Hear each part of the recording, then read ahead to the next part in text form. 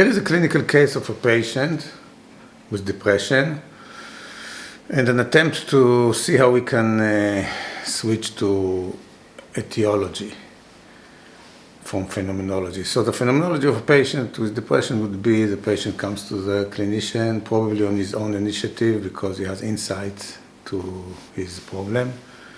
He would complain of being sad, being depressed. He would look depressed in the affect, and he will be talking about helplessness, reduced motivation and function, and so on. And that's where the knowledge of the clinician stops. The clinician would describe this and say, okay, it goes with the title of depression. But what is depression? We know from the literature that antidepressant medications are synaptogenetic. They create increase in synapse growth, spread in the cortex. And we also know that ECT, electroconvulsive therapy, also does the same thing, same pathway of increasing number of synapses and dendrites and plasticity. So widespread plasticity seems to be having an emergent property of elevated mood or antidepressant mood effect, antidepressant effect with increased plasticity. Okay, but why should plasticity be relevant here?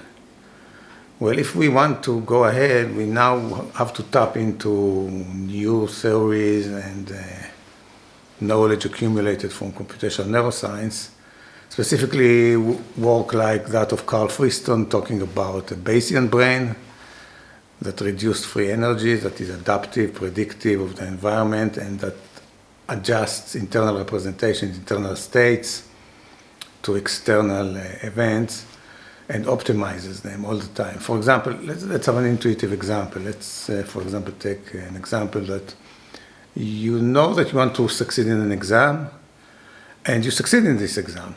So what happens is that you optimized your internal representation by matching what happened in the environment to your internal representation that reduces free energy. And if you fail in the exam, the opposite happens. There is the optimization of the internal representation, and there is an increase in free energy. There is mismatch. There is an increase in delta. So now you can intuitively think that when you succeed in the exam, you feel satisfied, you feel elevated mood. And when you fail in the exam, you're frustrated, you're going towards a depressed mood. So optimization, de-optimization, and reduced increased free energy of Bayesian dynamics could explain, using emergent properties, the fluctuations of mood and the appearance of depressed mood based on external events. But also without any change in external events, if the brain is not plastic enough, if it has reduced plasticity like in dementia or any other metabolic or systematic change, then the brain is not adaptive, and the increase of free energy because of increase in delta and misadaptation would also generate the dynamics of depressant emergent property. So here we can explain both spontaneous, without any cause, depression, or depression reactive to some kind of external event.